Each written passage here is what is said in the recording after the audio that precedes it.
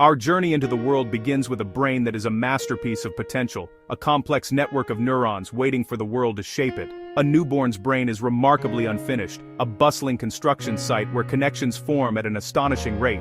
Over 1 million new neural connections every second. This explosive growth is synaptogenesis, the foundation for everything a child will learn, recognizing a parent's face, taking their first wobbly steps. A coma is not like a deep sleep. It is a profound state of unconsciousness where the brain's arousal systems are shut down. Each cause leaves a distinct signature on the delicate neural landscape. One common cause is traumatic brain injury from a severe blow to the head. The impact can cause bruising, bleeding, and swelling within the skull that disrupts the electrical chatter underlying consciousness. The brain can go offline to conserve energy while managing damage and inflammation. Lack of oxygen, hypoxia, or anoxia, can follow near drowning, cardiac arrest, or a stroke-blocking blood flow to the brain. Neurons are oxygen-hungry and can die within minutes of deprivation. Duration without oxygen shapes depth and length of coma. Infections like encephalitis or meningitis can trigger massive inflammation, interfering with the brainstem, the gatekeeper for consciousness. Metabolic disorders and toxins can suspend consciousness until corrected. Understanding the cause provides a roadmap. Diffuse injury is uncertain. Localized damage can offer more hope.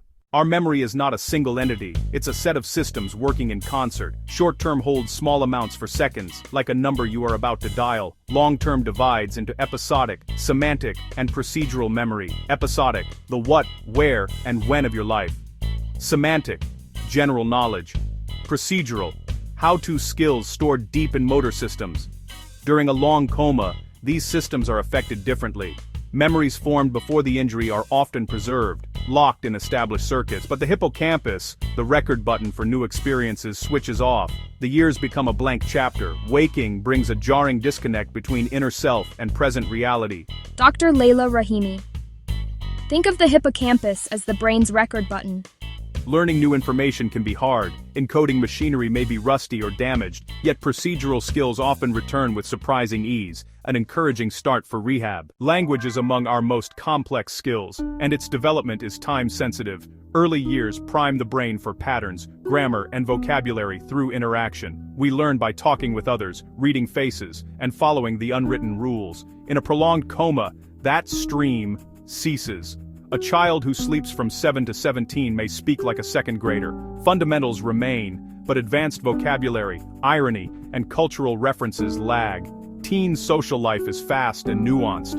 Waking into it can feel isolating. It's not just about relearning words. It's about relearning how to be with people. Therapy addresses digital etiquette and the subtleties of friendships. Rehabilitation uses structured practice and intensive language work. Neuroplasticity lets the brain form new rules with time and repetition. It's slow but deliberate. Patience and support are essential. Medical literature offers compelling accounts of awakening from prolonged disorders of consciousness. Terry Wallace awoke after 19 years. First words, Mom, then Pepsi, believing it was still 1984. His case suggested spontaneous rewiring even after decades.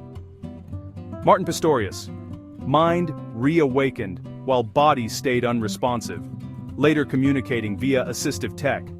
These stories reveal the difficulty of knowing consciousness from the outside. Sarah Scantlin spoke after 20 years. Memories of teen life blended with new learning. You can't generalize. Outcomes depend on injury pattern, age, care quality, and more. Some regain significant function, others live with severe disability.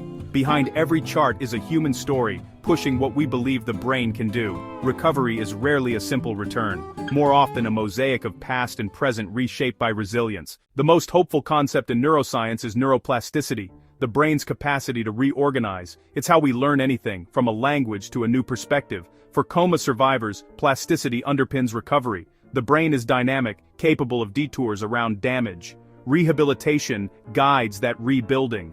Physical therapy reawakens movement, sit, stand, walk. Occupational therapy restores independence. Speech-language therapy rebuilds mechanics and social communication. Repeated success strengthens circuits. Progress is slow, but targeted practice yields gains. Researchers test meds and non-invasive stimulation to boost plastic potential. The goal is the best possible new self. Age at coma onset profoundly shapes recovery. Younger brains are highly plastic, able to repurpose functions, but they lack a built foundation: language, social reasoning, motor sophistication. A decade later, the developmental gap is immense. Older children and teens have complex language, academics, and identity.